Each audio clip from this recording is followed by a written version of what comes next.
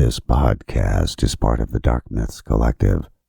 Visit darkmyths.org to discover more shows like this one. The darkness awaits.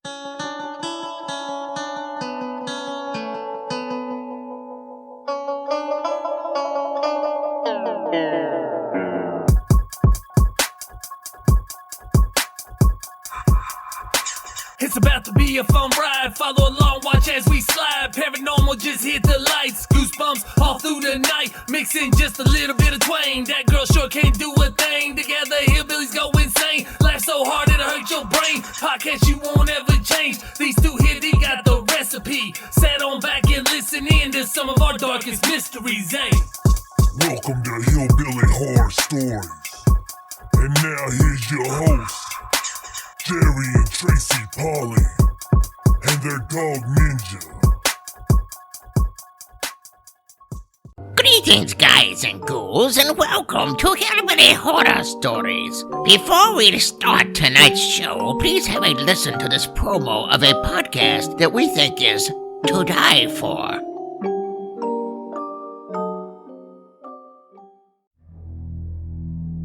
Bolt your doors, lock your windows, turn off your lights, and come with me into the Weird Darkness. I'm Darren Marlar, the creator and host of Weird Darkness, bringing you true stories of the paranormal, supernatural, unsolved, and unexplained. Get the podcast at WeirdDarkness.com or search for Weird Darkness in your favorite podcast app.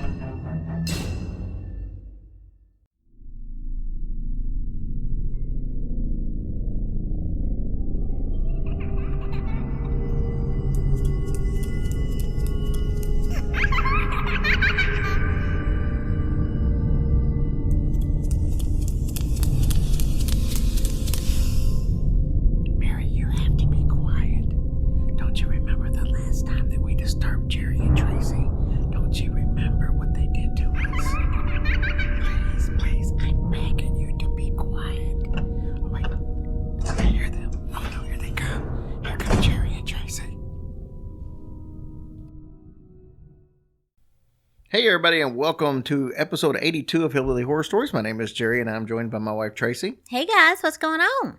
We are excited to be back with you because, first of all, we love you. Yeah, it feels like forever since we've actually done a podcast. I don't know why. Yeah, it's been like 7 days. I know, but it really seems like it's been longer. And we have a cool interview, one of my favorites to throw on the end. Grant Wilson, you know him from Ghost Hunters. Yeah. And he's my all-time favorite paranormal investigator.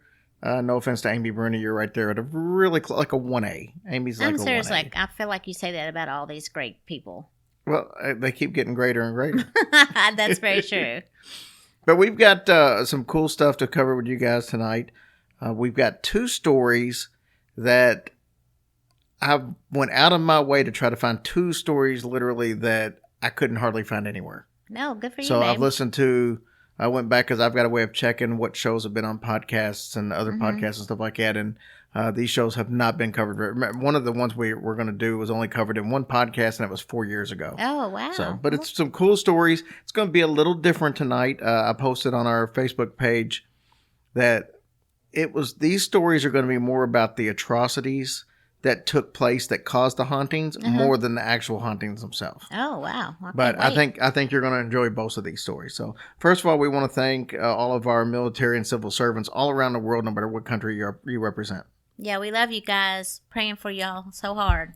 We're going to zip through the new iTunes reviews because we had a bunch of those this week. C. Savoy 74, Yogi Vaz, Ida June 79, EVP Medium, Connor M. 1995, America's Navy. I'm sure you're probably in the military or a veteran, so thank you for your service. Thank you. Little Lena Lynn, probably my favorite iTunes name of all time, Creature from Your Mom's Lagoon. Cameron L. round out the list for this week. Thank you guys so much for your reviews. Helps us more than you realize. Thank you. We really do appreciate and love you guys so much. Speaking of helping us out, our new Patreon supporter for this week, Katie Stayancho. I hope I didn't butcher that too bad. Thank you, Katie. You're amazing. Thank you. Katie's awesome. She also bought tickets to the Waverly tour. We've added a second tour, which I think we covered last week. There is now a 9:30 tour April 28th, which is a Saturday, that Tracy and I will be on. There were 50 tickets available. We told Waverly, hey, we're going to be using these for our tour, so they agreed to let us use this second tour that night for our group as well, since the first one sold out. And of the 50, we've already sold over 20 tickets to that one. Well, good. I cannot wait to meet all of you guys. This is going to be the funnest night ever. And remember, if you bought tickets to Waverly, it's a separate ticket to get into the live event that we're doing earlier that day with Pleasing Terrors, ourselves, and History Goes Bump. So if you bought your Waverly tickets and you're coming to town, there's only like 20 seats left for that live event also. So go ahead and snag those up. Yeah, go to our Facebook page, and we've got it posted on there. You might have to dig, but you can go to Fright Night in the Ville on Facebook, and there's the event set up for it. Very good. I'm so excited to meet every one of you guys. This is going to be so fun. And hopefully you'll help me not be scared. Yeah, because we're going through it twice in a row. We're doing the 7:30 and the 9:30 I know, tour. I'm scared. But we wanted to do that to be able to. There was a lot of you guys that didn't get a chance to get tickets that sold out so quick, and we wanted to make sure that we got a chance to get you in too. Yay! So, I'm so excited. Yep, it's going to be super fun. It amazes me at how many people are coming from all over the United States to come to this little live show and to go on a ghost tour with us. Yeah, it is amazing, and I feel very blessed that they're coming, and I just cannot wait to meet everybody. I mean, I guess it's hard for me to get used to the fact that, like I said, last week we had, Jackie come down from Wisconsin with a friend, drive 8 hours to spend time with us, and now we've got people. I mean, we've got Lacey from Texas, who is flying in to the Brohio show that we're doing up. The Brohio and Mysterious Circumstances show that we're doing on the April 14th, and 2 weeks later, flying from Texas to Louisville for this event. I know. She's a doll. We've got listeners, Danielle and Julie, coming from Michigan. That's about an 8-9 hour drive. We've got listeners coming from Virginia. We've got listeners coming from Dayton, Ohio, which is like a 5-hour drive. I mean, it's just absolutely amazing to me that people care enough about our shows and what we do to put that kind of time and effort into it. I know, and I'm sure the other podcasters are just feeling the same way we are. And that's what I was going to say. It's not just us. I mean, this is, when you figure in the Louisville show, I mean, it's History Goes Bump and Pleasing Terrors, Mike Brown, Denise, Diane. These are legends in podcasting. So we're very honored. Oh my gosh, yes. To do this. And it's funny, it's right in our own backyard. Waverly is right there in Louisville, which I'm basically in Louisville almost every single day.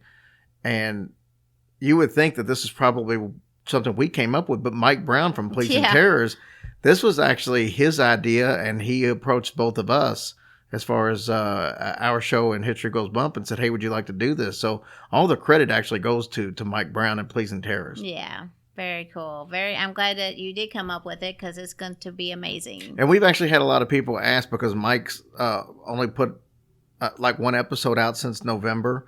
He's been on a little bit of a hiatus, but we've actually had some people asking. But Mike told me that he's got a new episode coming out very soon. Oh, so good. How exciting. Just taking a little break, refreshing. Sometimes you just got to do that. And so it's pretty cool. Yeah. And before we get on with our show, I just wanted to say that our prayers are with everybody with all this torrential downpour that we've had. Everything is flooded.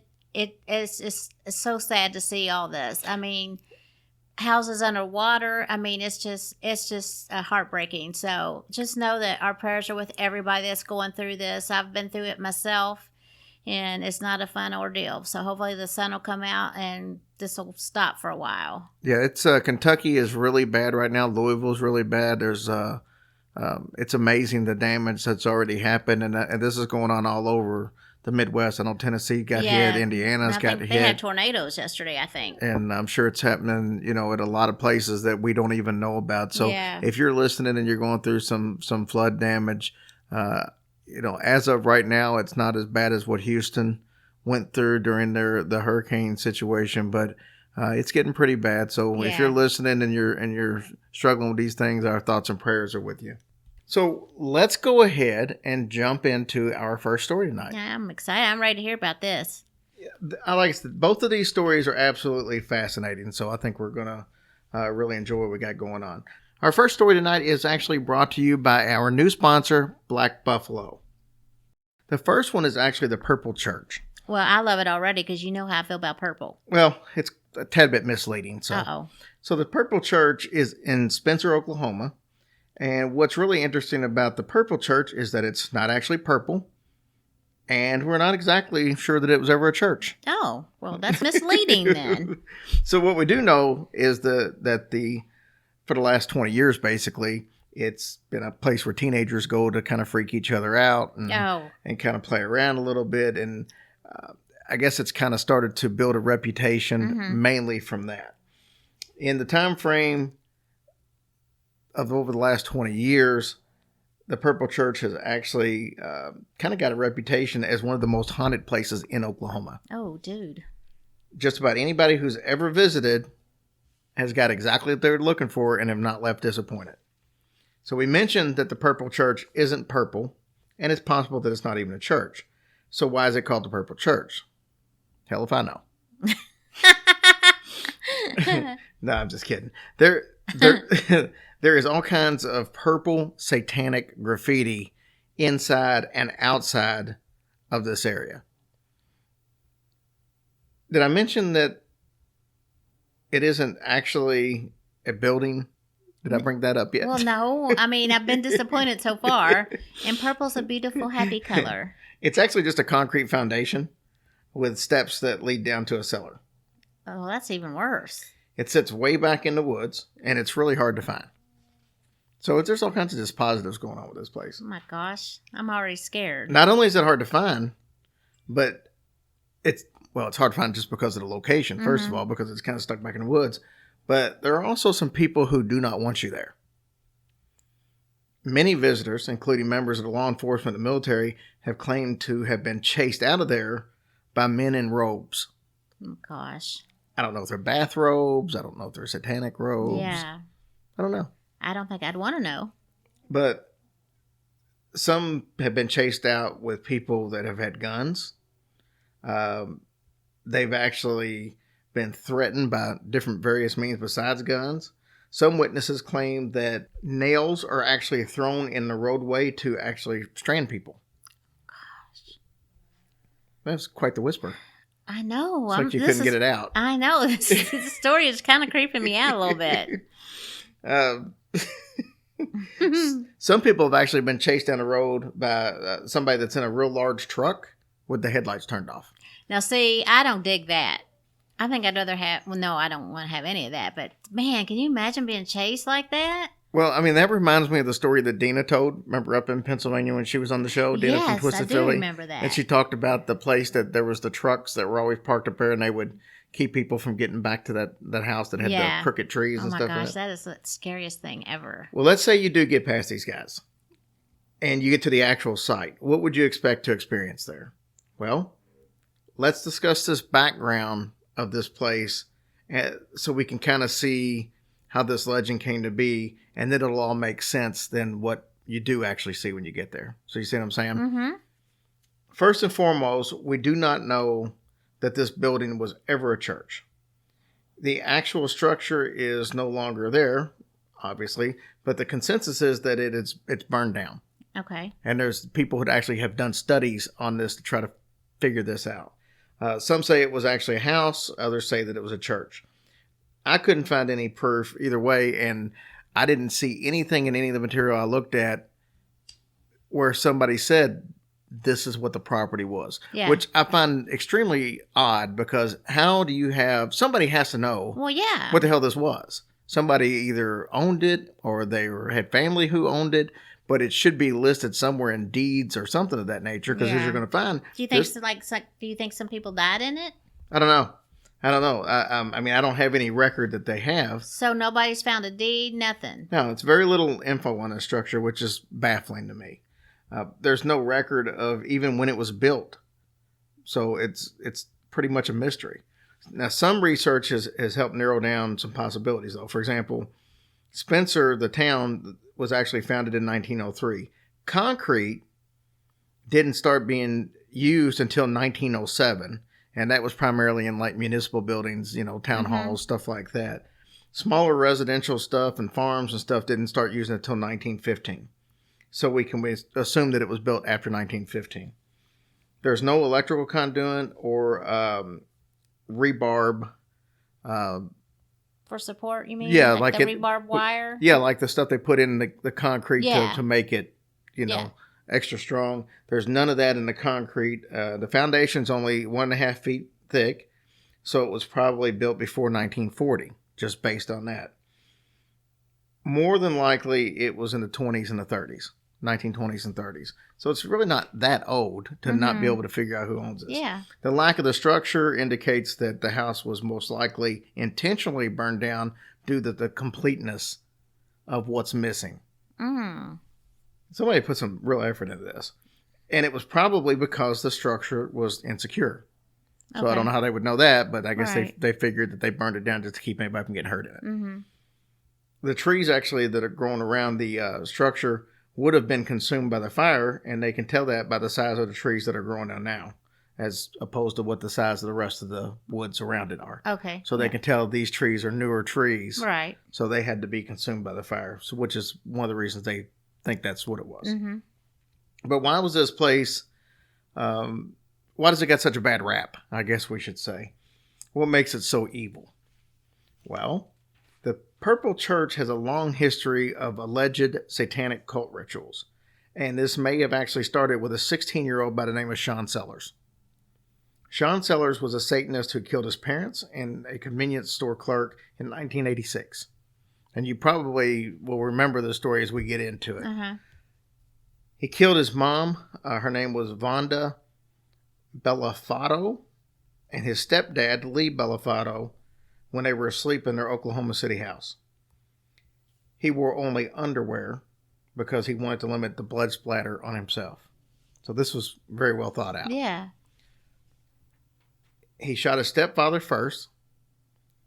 His mom woke up from the blast of the gun, and then he shot her in the face. Oh, gosh, darn. He tried to make it look like that an intruder had actually committed the murders because he rearranged the bodies and stuff just to make it look like somebody had broke in. Well, he later actually confessed to the killing of a Circle K employee, which is like a little convenience store. Mm-hmm.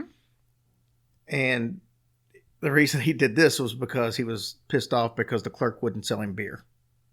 Oh, my gosh. There's other ways to get beer, son. Honestly. You would think if you've got a gun, instead of just killing him because he wouldn't sell it to you, you just hold the gun And on then him and just say, get it let me have some beer. Seriously.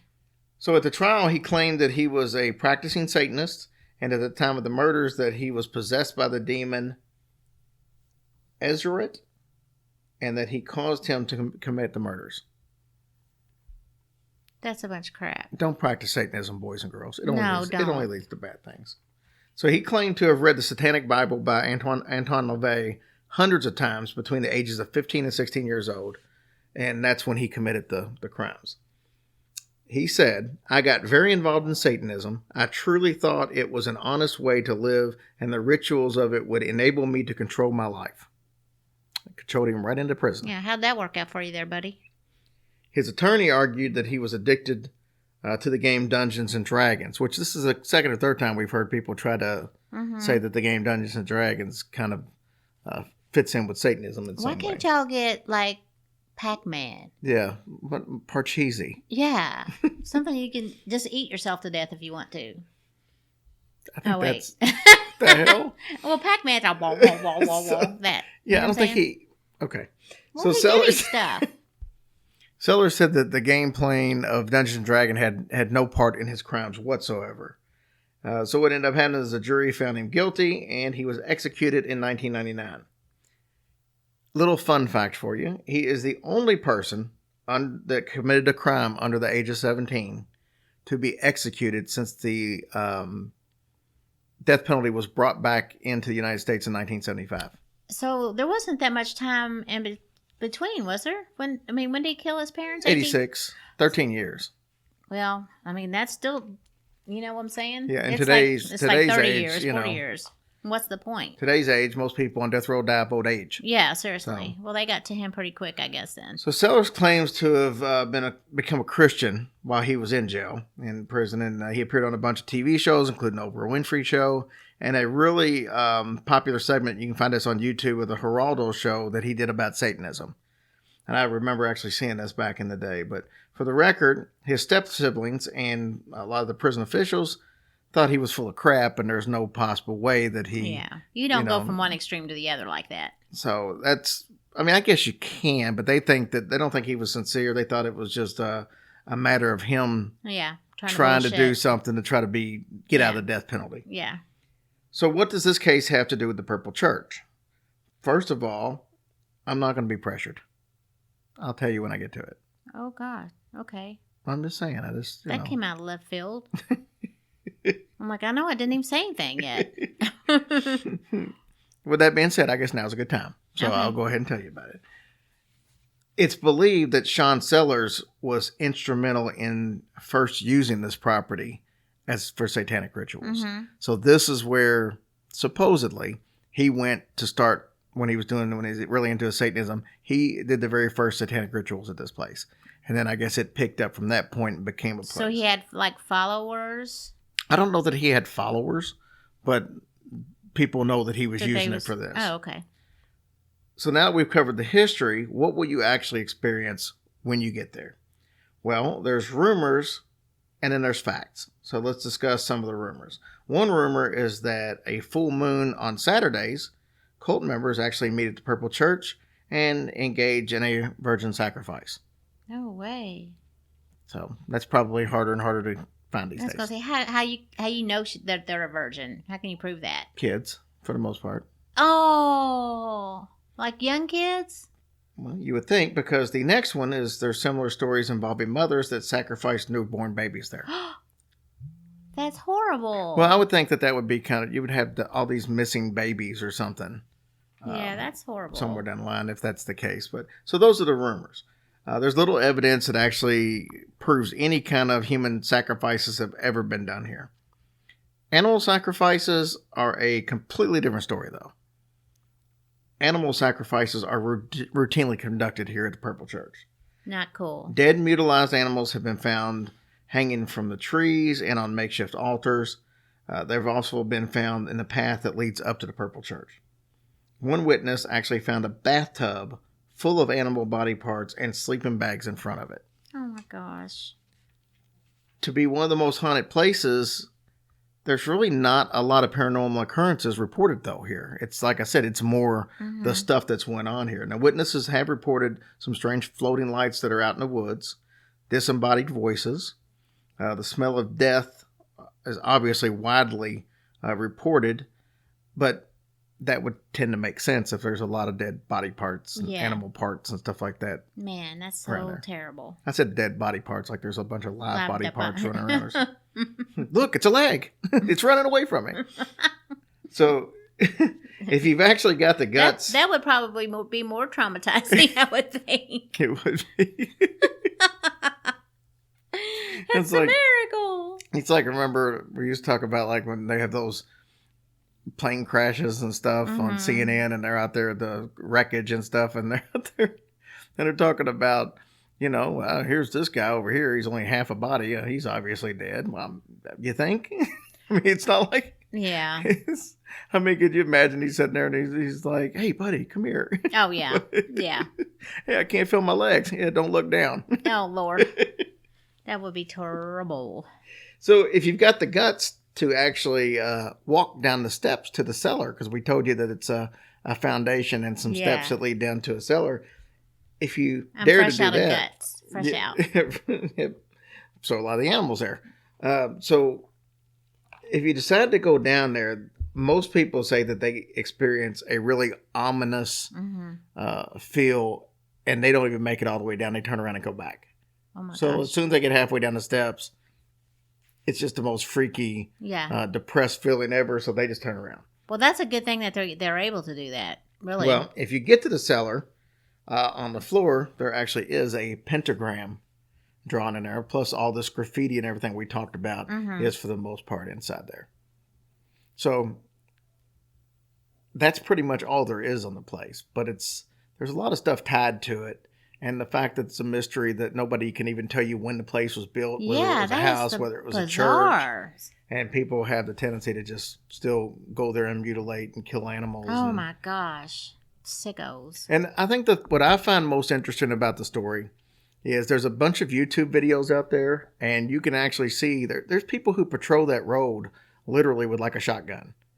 And they don't want anybody back there. It's just a place back in the woods. Now, at one point in time, the company who owns it's owned by an actual company that owns the land now. They had said back in like 2003 or something like that everything, like the cellar and everything, had been filled in. Oh, you couldn't go to it. Yeah, I was going to say, why wouldn't they do that? But there's people who's been to it recently, so that obviously wasn't true. But I don't know why there would be people. I don't know. The people that are like patrolling it are like locals and stuff. They don't have anything to do with the company that owns it. So. Yeah, but why? I mean, I know they fill it in, but why can't they just get rid of the whole thing? I don't know. I don't know why they wouldn't do that. Yeah. Because there's nothing there that's going to make them any money or anything like that. But for some reason, people don't want anybody back there, but they also aren't doing anything to get rid of it. So it's almost like it's being protected for something. For some reason. That's really crazy. You know, somebody suggested something earlier today, and it was something that you and I have talked about.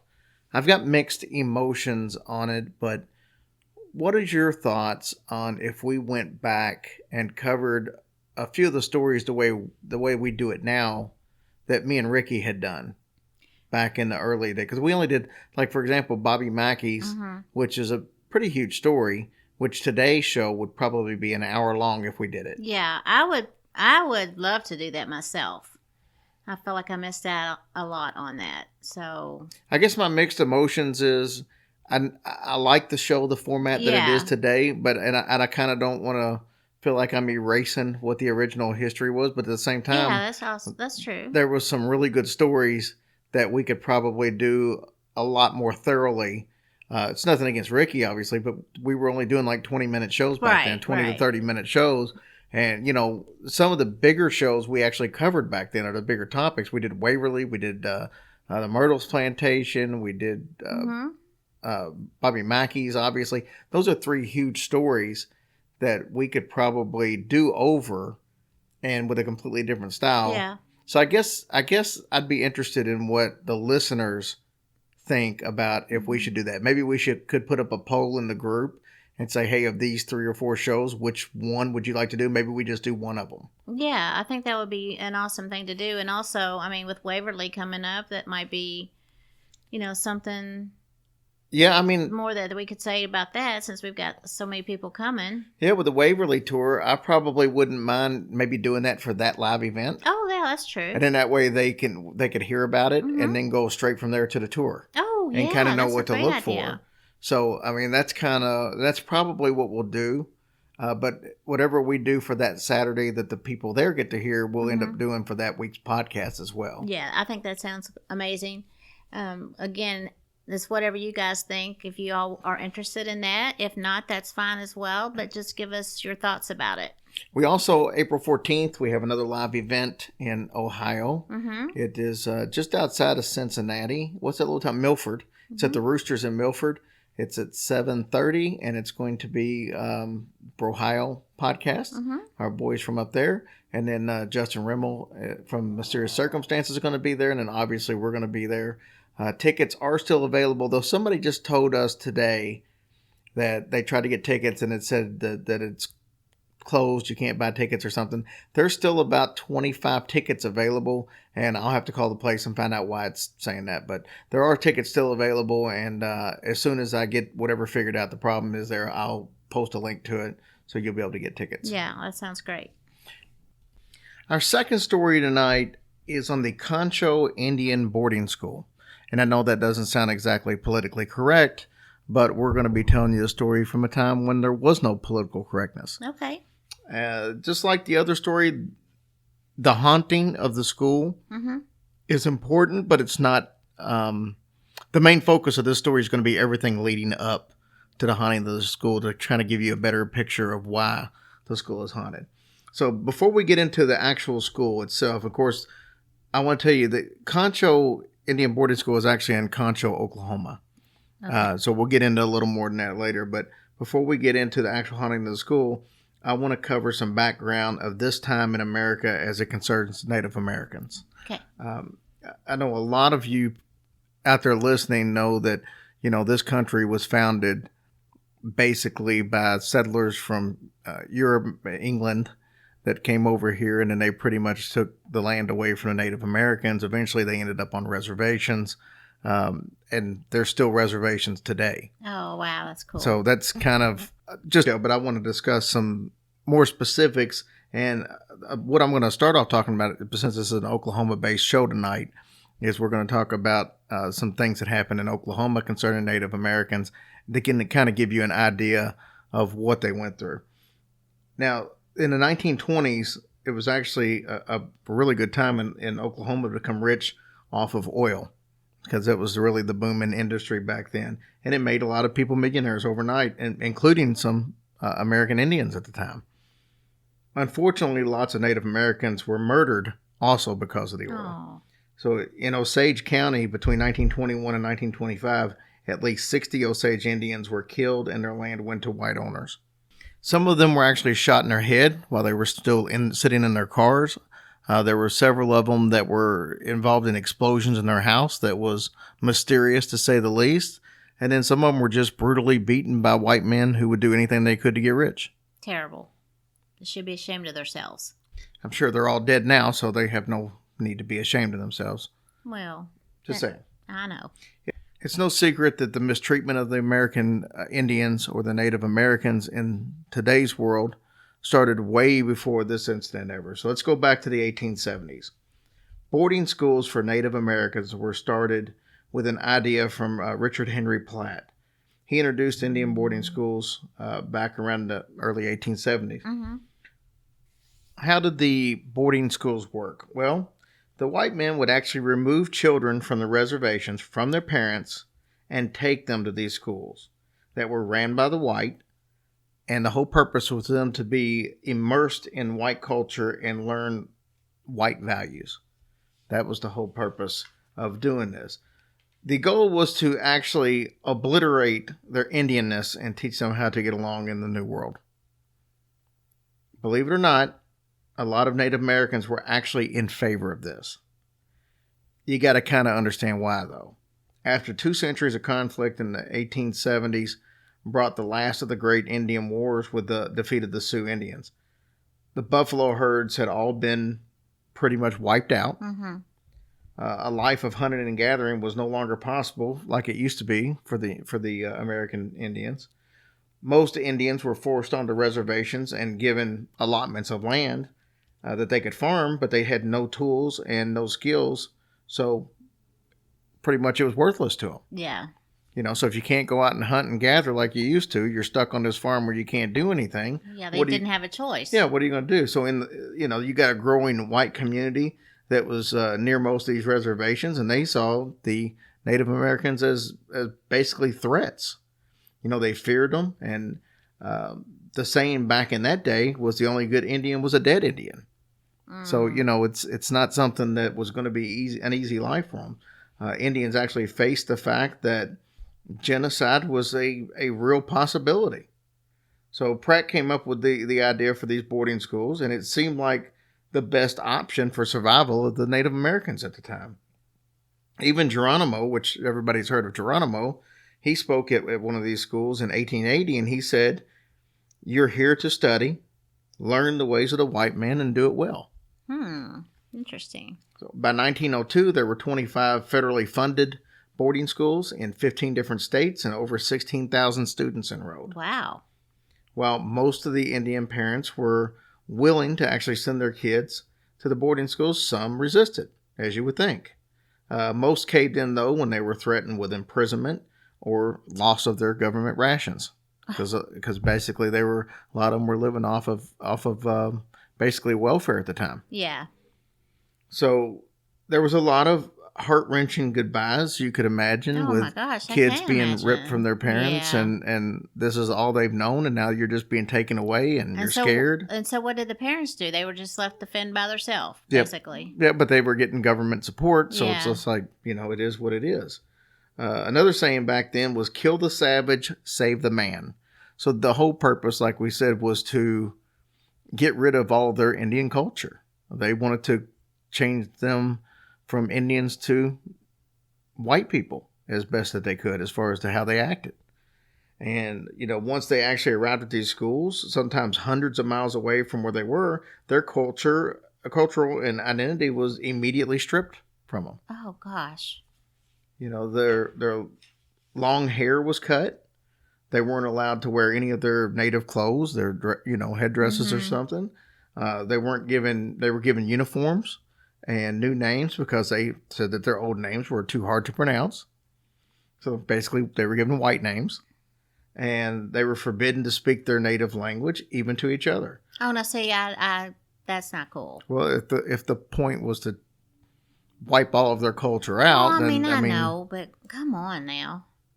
So those who did actually decide to start speaking their own language, they got caught. They were either threatened with beatings or confinement.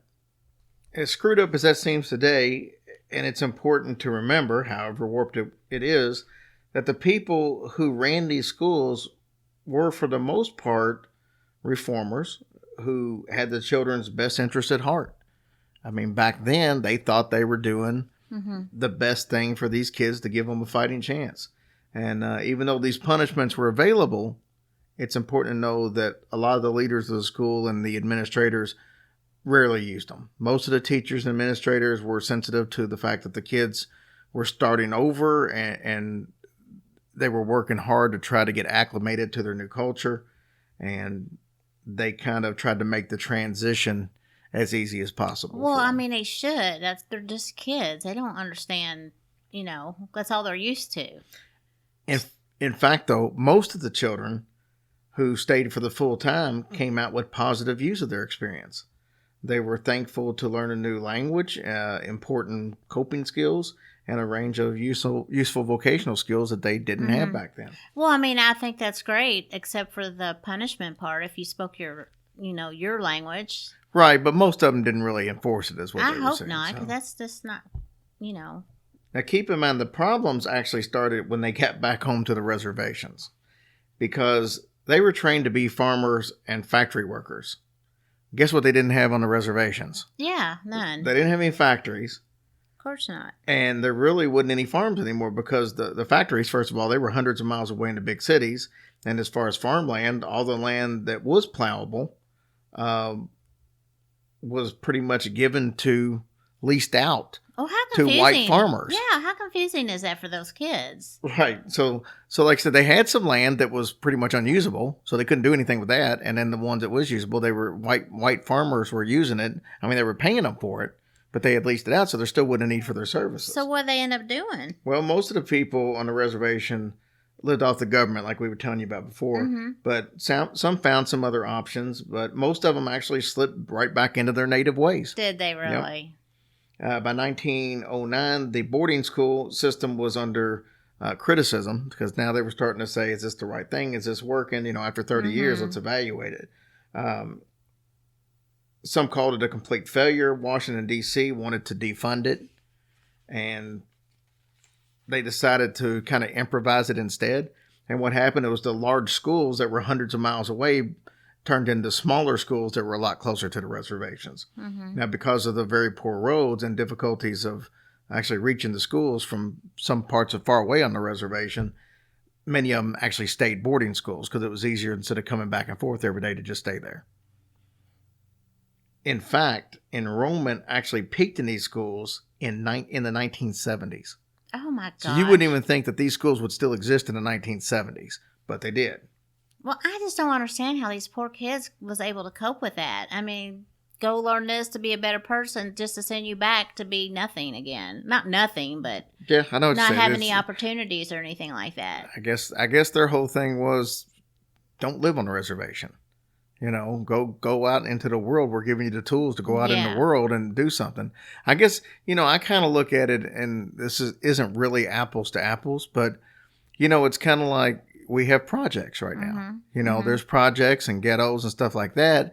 if you take people that live in the projects and the ghettos and you give them schooling and you give them some trades to where, you know, you're like, hey, we're going to give you some tools to where you can go out and have a better fighting chance than most of the people in the ghetto do, you would hope that when they got out, they would go do bigger, better things instead of falling right back into the same old. Right. I mean, we surely want everybody to succeed in life. That's for Right. sure. So that leads us to our story of the Concho boarding school. It originally started in 1888 in the city of Darlington.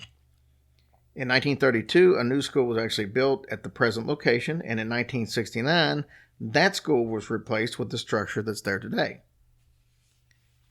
It was defunded in 1981 and shut down. So this thing ran all the way just until, you know. Not that long ago. Yeah, 1981, so really not that long. Rumor has it that the school actually not burnt down, but it had a fire, and at some point, a number of teachers and students were killed there. Oh my gosh. But there's no real evidence to support that. And the school What do looks you like mean? it's there's nothing to show that there was a fire there. That's a rumor, but there's no proof that a fire actually took place. Well, I mean, then with the house there proof that all those people died? There's no proof. That's what I just said. Well, I thought you meant about the fire. Well, no. Well, if there's no proof of the fire, there's no proof that anybody Well, I died. hope to gosh that didn't happen. It's said that ghosts of children haunt the hallways of the Concho boarding school. The school is actually a complex of buildings that sits on the fringes of the Cheyenne Arapaho Reservation in central Oklahoma. And as Indian boarding schools go, it's actually pretty modern because, like I said, it wasn't built until like 1969. Paranormal investigations have captured EVPs of disembodied voices. The air gets extremely chilly when you're in there, even on very hot days. Doors slam, objects come flying out of nowhere. Now, it seems odd for a school that was only 12 years old when it closed to be haunted. But maybe the students at the Concho school had a tougher transition than students at some of the other schools. The old school, keep in mind, was on the same property, and that was due from all the way back from the 30s. Oh. So there could any kind of atrocities that might have happened in that school is still right there on the same property, even though the building here was a lot newer. Float on over. Right. So some students that were actually ripped away from their families committed suicide. Maybe their tortured spirits are the ones who haunt the hallways. Oh my gosh, that's so sad. We do know that some horrible abuse actually did happen there. An Amnesty International investigation of Indian boarding schools showed that in the 1970s and 80s, there was widespread sexual abuse that took place in a lot of these different schools. Not necessarily that one, but in a lot of the schools. The one case that kind of sticks out, there was a teacher at a Bureau of Indian Affairs ran school on the Hopi Reservation. He raped and molested as many as 142 boys before being caught.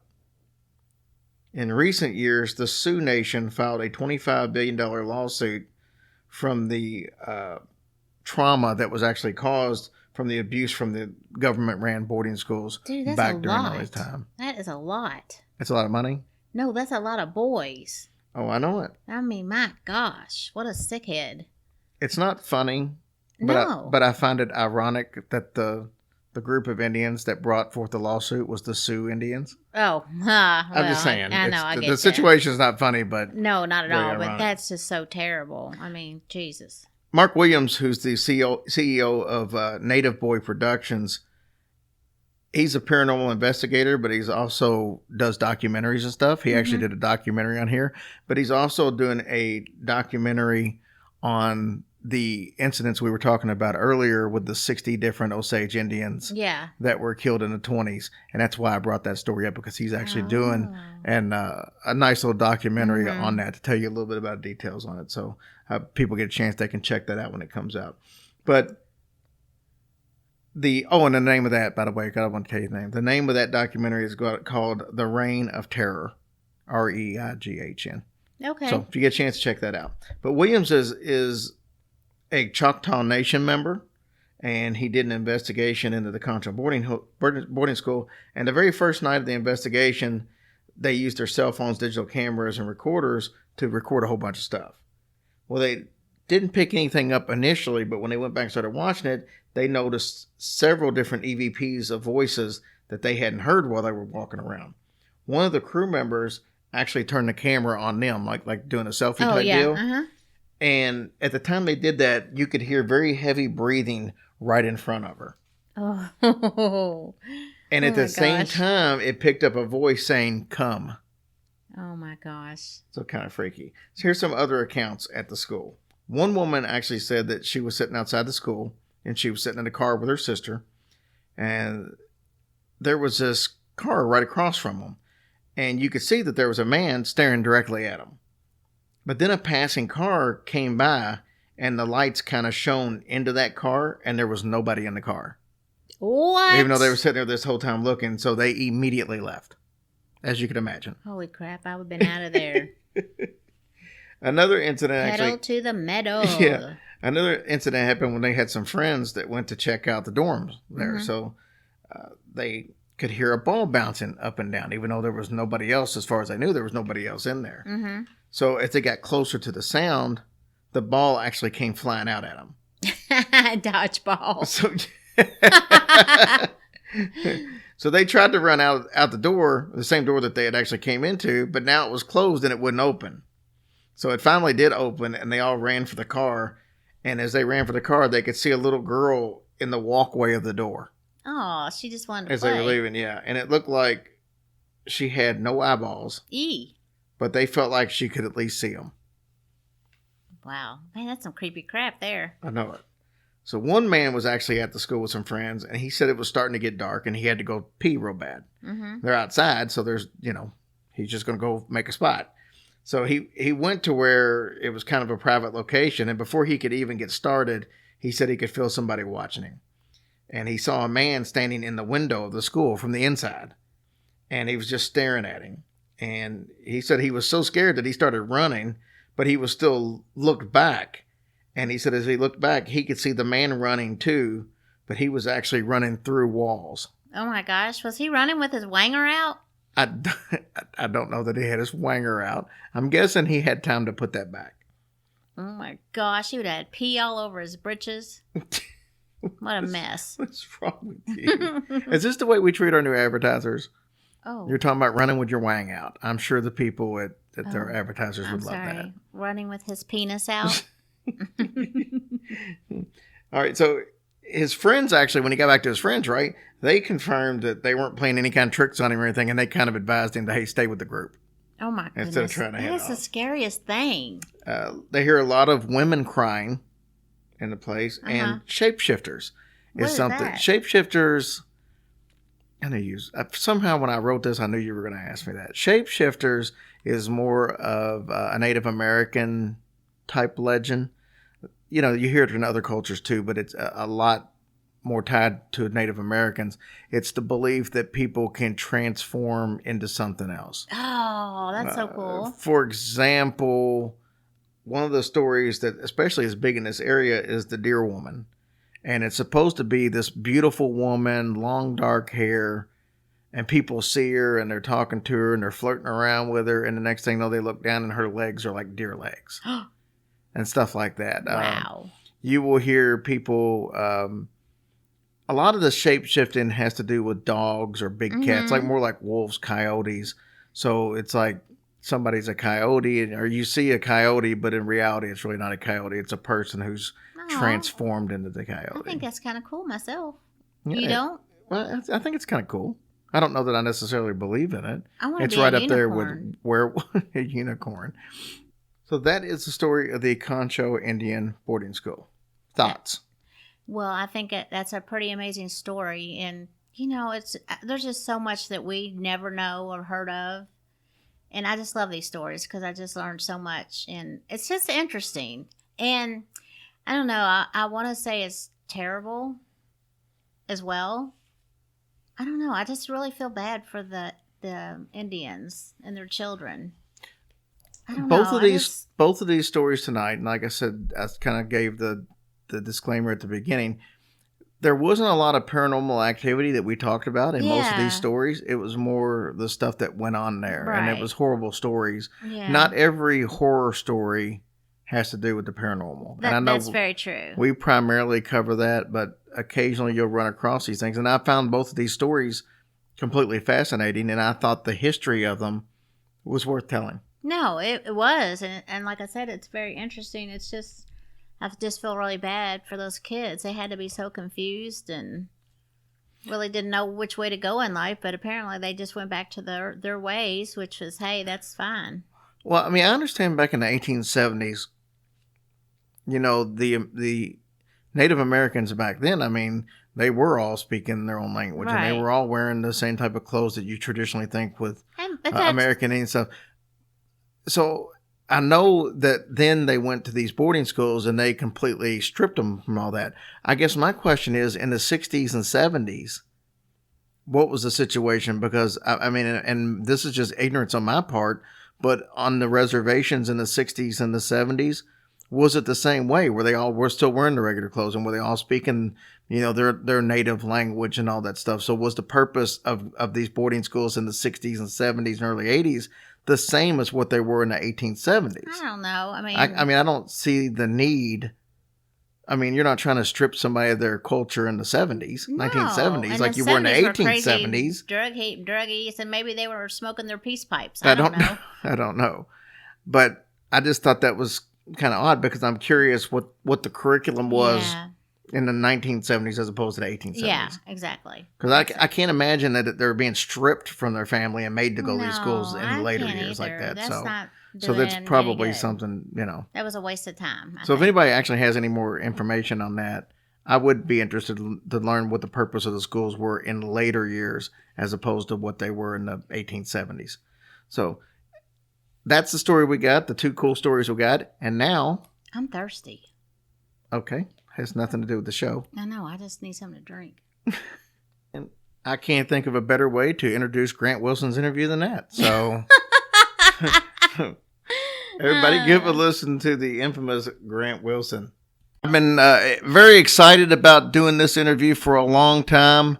I've actually been trying to set this thing up for probably a year in my mind, but didn't really have the gall to actually ask because I didn't feel like we were worthy of his attention. I know he would tell you the exact opposite because he's one of the most modest guys out there. Grant Wilson, welcome to Hillbilly Horror Stories. Hey, wow, what an intro. Happy to be here, man. Well, it's funny because, like I said, we talked a little bit off the air, but, you know, when we first started this thing up, I sent out about 1.5 million tweets to different people asking to retweet. You were one of them, and you gave us a huge boost when you retweeted us because you've got over 200,000 Twitter followers. That was, you know, a lot of people will say, oh, well, you were on this show and that really helped stuff. And it did. It was huge for us. But that was the first time that we actually had somebody give us a noticeable lift in the amount of listens we were getting from something that they did on their end. And like I said, I thanked you off air for it, and I want to thank you in front of everybody else for what you think is a little minuscule thing to do, but would have actually meant a lot to our show. So thank you, Grant. Thank you. It's so great to hear because it's, you know, it's a very simple action for me to do, and it has huge ripples. So you deserve it. So I'm glad. I'm glad that it all worked out. This is great. Well, let's go. I want to jump all over the place here as far as your career, but I want to go back all the way back 2004 when a little show you might have heard of out there called Ghost Hunters actually came out on Sci-Fi. It was new, innovative at the time. There wasn't 1,000 of those type shows out. You guys set the tone, you and Jason, when you came out with that show. Tell me a little bit about how that actually got started. I mean, tell me a little bit about how Taps got started and how it evolved into a reality show. Sure. I had something happen when I was 15, paranormal-wise, that kind of changed my life. And, you know, it was pretty intense and still happens to this day. But that got me on the road to eventually, you know, helping people figure out what's going on in their own homes and so on and so forth. At the time that I met Jay, I was developing websites. You know, I'm a kind of a graphic artist and stuff, and I was developing websites. And I saw his website, and it was, you know, I love you, Jay, but it wasn't very good. And so I called him up and offered, hey, you know, can I redo this website in exchange for putting it in my portfolio? And he said, yeah, come on down, we'll talk. And we got together at a coffee shop and talked for a while. And we didn't really talk about the website as much as we talked about the problems with the paranormal field. And we decided very quickly to join forces. Jay had been doing this on his own for a while. Obviously, he had his own website. Yeah, we started started taps and went from there. Now, it definitely wasn't cool back then. And we made a lot of waves in the field because we just weren't buying into the bull crap. People out there selling pictures, selling memberships so you could look at pictures of dust on the website. Stuff like that. A lot of that, we weren't necessarily loved by the field, but eventually it came around. Slow and steady wins the race. But so Jay and I were helping people and all this stuff, and we always had a lot of media attention, but we never sought it out. It came to us because I think we were making waves. The New York Times contacted us, and they wanted to do like a Halloween fluff piece, and we said sure. So they sent up John Leland to come and go on an investigation with us. And on that investigation, the team disproved everything that was all the claims. And this caught John off guard, and he was very confused. He's like, I thought you guys believe in this stuff. And we said, well, yeah, we do, and that's why we're trying to find the real stuff. And what was supposed to be a fluff piece became a very well-written article, and it went out on the wire to 140 newspapers, and then the calls started coming in. Networks and production companies wanting us to fly to California and talk about doing a show. And we're plumbers. We couldn't do that. We couldn't afford to do that. And no one wanted to pay to bring us out. So we're just like, forget it. And at that time, it was decidedly uncool to be a paranormal investigator. You kept it very private. And, we liked the anonymity we had with it. But there was one gentleman who was in New York, and he actually lived in Connecticut. And he said, come and meet me halfway. I'll buy you dinner, and we'll talk about it. And we said, hey, free steak dinner, let's go. So we went. And the gentleman basically, said his idea was to do a drama, with actors and everything based on our case files. And Jay and I thought, oh, that'd be cool. We can start to raise some awareness of the paranormal and keep it real, but also maintain our private lives. And so we went with that idea and pitched it all around New York City one day. And every single person, every single company or whatever we met said, look, it has to be real or no one's going to care about it. And so all the offers came in and we're just like, no, we're not interested. We're not, I don't want to disrupt my entire family life for a TV show. But then that one guy who was helping us said, look, if you don't do it, someone else, the idea's out there. Someone else will do it. And how are they going to represent the field you love? And that was kind of a blow below the belt. And so he said, fine, we'll do 10 episodes and then be done. And, here we are, Many years later, 10 turned into 20 and 100 and 200 plus. So clearly there was a bubble out there that was ready to burst of people, before the show, every time the paranormal would come up, people would be a little hesitant. And then you're like, no, I do this professionally. Not professionally, but I do this all the time. I'm a paranormal investigator. Then the bubble would pop and everybody either had an experience or knew someone who did. But we weren't really allowed to talk about it. And I think Ghost Hunters really popped that bubble. And we all popped it together. I mean, Jay and I and Steve and everyone on the show, we're not sitting here thinking that we made great changes in the world. What we think is that together, us and the millions of fans who supported us in the show and the paranormal, together popped that bubble. And look at where we are now. Well, let me ask you this, because this is a part of it that I've always been fascinated with. You guys had regular jobs, obviously. You've got family life. Now, this comes a part where they're going to say, okay, we're going to do a reality show. Here's what's going on. Is this something that's done over a long period of time, or they say, hey, let's sneak in all these 6, 8, 10 episodes in a 2-week period and cram them all together? How do you make that work and be able to get as little time off from your day job as possible without losing a job? So it takes about 2 weeks to film one episode of Ghost Hunters. And when we first started, we had no idea what it was going to be like. We didn't know anything about it. The production company had their own vision of what it was going to be, and we had our integrity and our credibility and our operating procedures, and they didn't mesh all the time. And so there was this growth period, and that was tough. But as far as work goes, Jay and I tried to work full time at Roto-Rooter and do a show. And it was rough. Thank goodness for our boss at Roto-Rooter. He pulled us in because we looked like death warmed over. And he said, you guys are going to die if you keep this up. And he said, we know how much this means to you. Take the time you need to make the show. We'll be here for you. You know what I mean? You'll always have your job. And that blew us away. And so obviously we only get paid if we work, but Right. but they continue to cover our health benefits and that stuff. And we did jobs, but they slowly became harder to do as popularity grew. So as kind of a gentleman's agreement in exchange, we made sure that they were a part of the show. I was going to say that had to benefit them as well, because like I said, everybody who followed the show knew exactly who you worked for. Oh, it benefited them, but not always in the best way. I mean, I remember one day my boss pulled me in and he's saying, look, man, here's some applications from people. And people would put on their application that they investigate the paranormal. No one cares here. That's a requirement. They were very welcoming, very understanding, and just I'll never say a bad word about them. They were fantastic. I follow you on Twitter, and a while back, it wasn't that long ago, a couple months ago, somebody had written you, but it came across as the fact that they wasn't aware that you even did any kind of paranormal investigating anymore. And I remember you kind of responded back something like, why does everybody think that I don't do this anymore? I know you've got a lot of different aspects in life that you actually cover, but you're still pretty much in the paranormal world. I know you're doing stuff with Amy Bernie with her Strange Escapes and stuff like that. So tell us a little bit paranormal wise what you still are doing today, and we're going to get into some other aspects of your life. Yeah, so I left the rigors of TV in that schedule. It was grueling, and I really felt I had met all my goals and superseded them. And it was time to get back to my family and my other endeavors.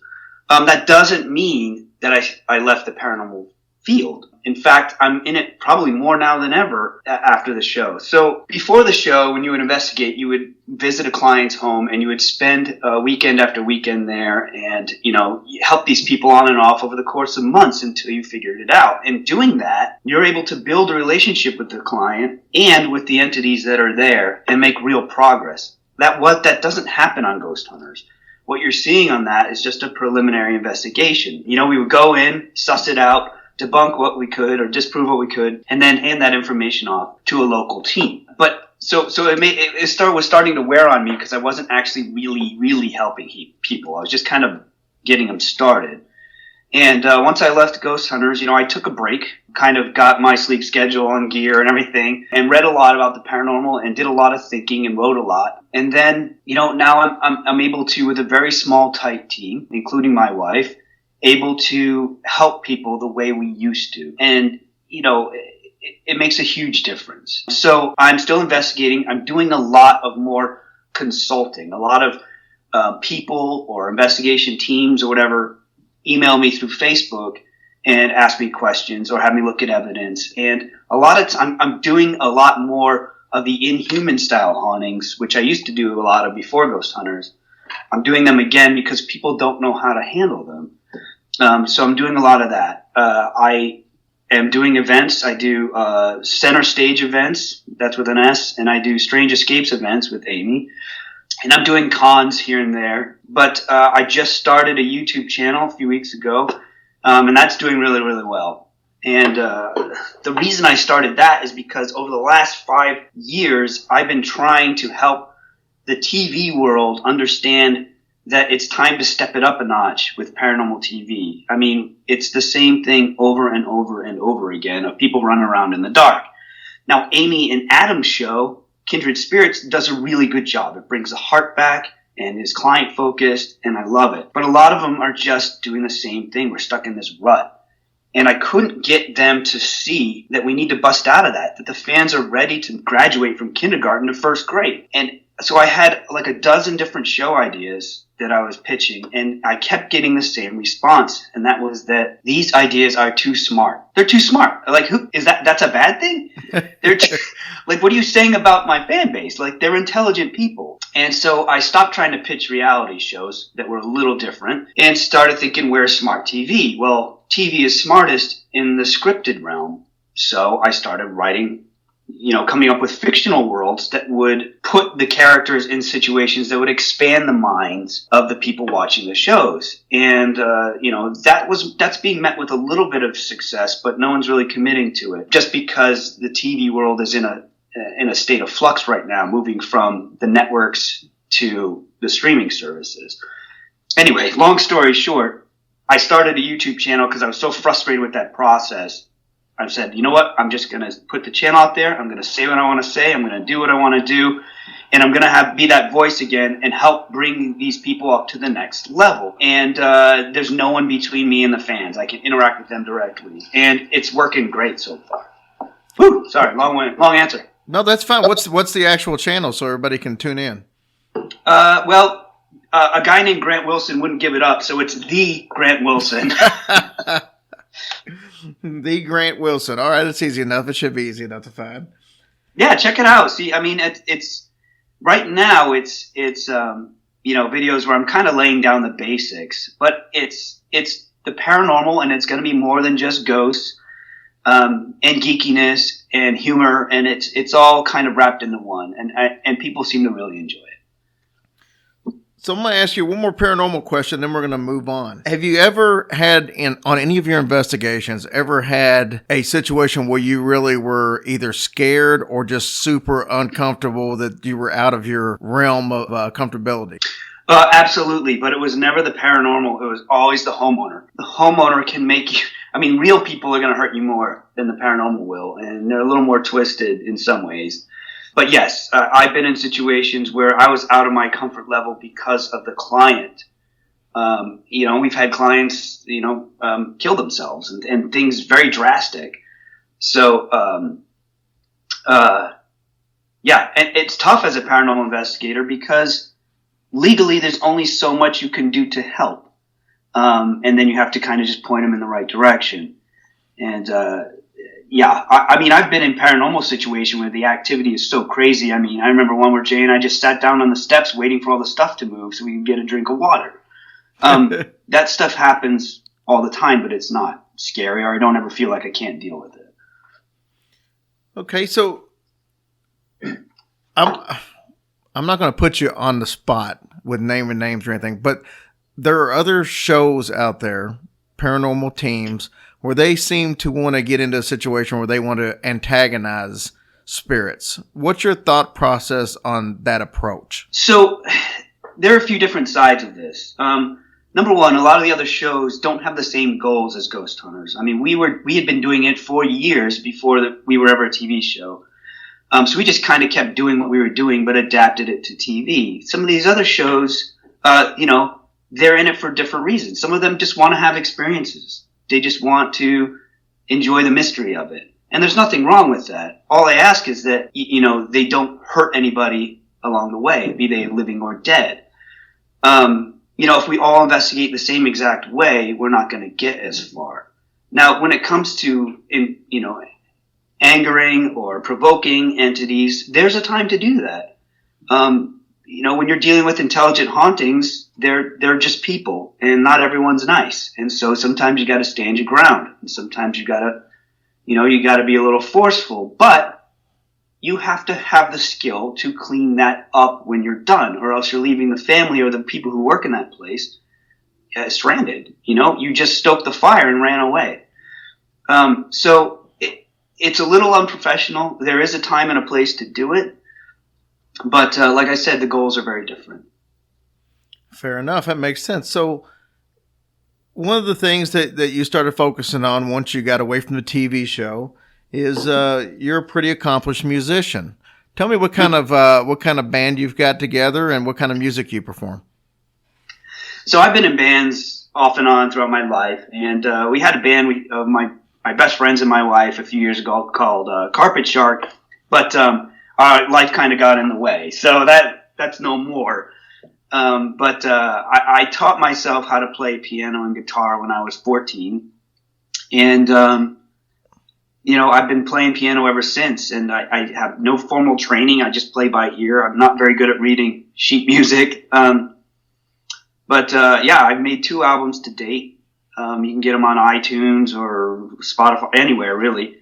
And I'm working on a 3rd and a Christmas album as well. Oh, there you go.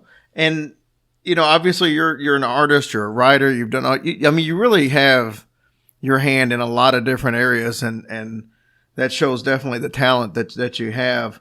What I'm most intrigued by is your involvement in games, because this is something that, it just seemed when I found this out, it was like that was the least that I had expected.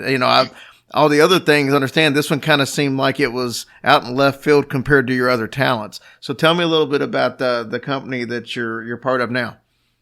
So that's the problem with being on TV. The show shows one side of you, and people don't know about all the other ones. And that's the joy of doing the YouTube. People get to see it all, whether they like it or not. But anyway, I have been tweaking and making board games ever since I was a little kid. I remember when I was living in Italy, I had a small surgery on my foot and I couldn't do anything. So all I had was a deck of cards, and I invented 12 different ways to play solitaire. Just things like that. And I've been drawing ever since I could hold a pencil. My good friend that I've known since I was 5, Mike Ritchie, had invented a few games, and he started to become an accomplished game designer, board game designer. And he kind of wanted to branch out on his own, so we combined forces, my art and game design with his game design and his arty eye. And we started our company called Rather Dashing Games. And, we've made, I think 10 or 11 games to date. And we have no shortage of ideas. We love it. A lot of people think board games and they think, do people still play that anymore? The board game world is thriving and it's growing rapidly, more than books and more than, it competes with video games. In Europe, it's a huge world. It's a huge, huge industry. And America is right on track for that. A lot of people think Parcheesi and Monopoly. And quite honestly, those games are fine, but they do not hold a candle to the stuff when you dig a little deeper. Amazing art, beautiful stories, ingenious mechanics, and it's a wonderful world. What I like most about working in the board game world is that there's no real direct competition. I mean, everyone's fighting to succeed, but it's not like I'm selling toothpaste where you're only going to buy one tube of toothpaste. You know what I mean? Someone can come buy my game and then walk to the next table or go to the next website and buy that other game. And so everybody's trying to build the industry together. And so, a rising tide lifts all boats.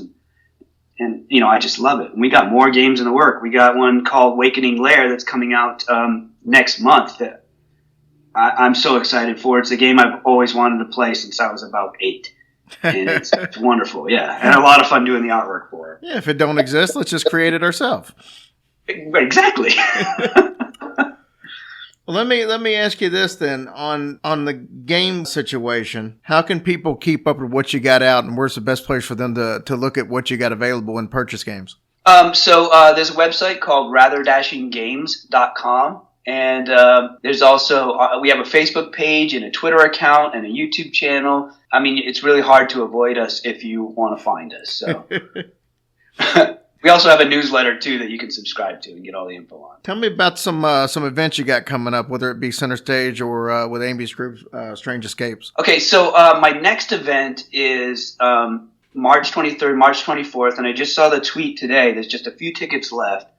It's at the Rhodes Hotel, which is a very small location, and this is a very intimate event. I'm doing it with Chad Lindbergh. You may know him from Supernatural. He's done some X-Files and stuff. He's an actor, and he's a good friend of mine, and he's just fantastic. He did Ghost Stalkers, too. But this is all charity. This is all going to charity, so if you come to the event, you can help Lost Limbs Foundation, which is my charity of choice. Help them buy prosthetics for growing kids because, kids with no, the very first thing we read is see Jane run, and these kids can't do that. And so, we got to give them that. And so if you come to the event, you'll help make that happen. After that, I will be in Salem at Salem Con with Nick Groff and John Zaffis and a bunch of crazy people. And that's in April.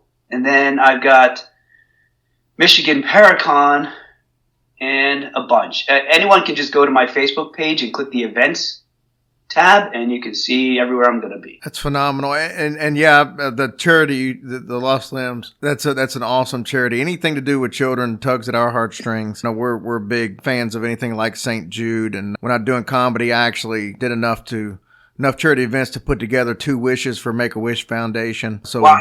yeah, we're all about charity here at this podcast, and we appreciate anybody that's the same way.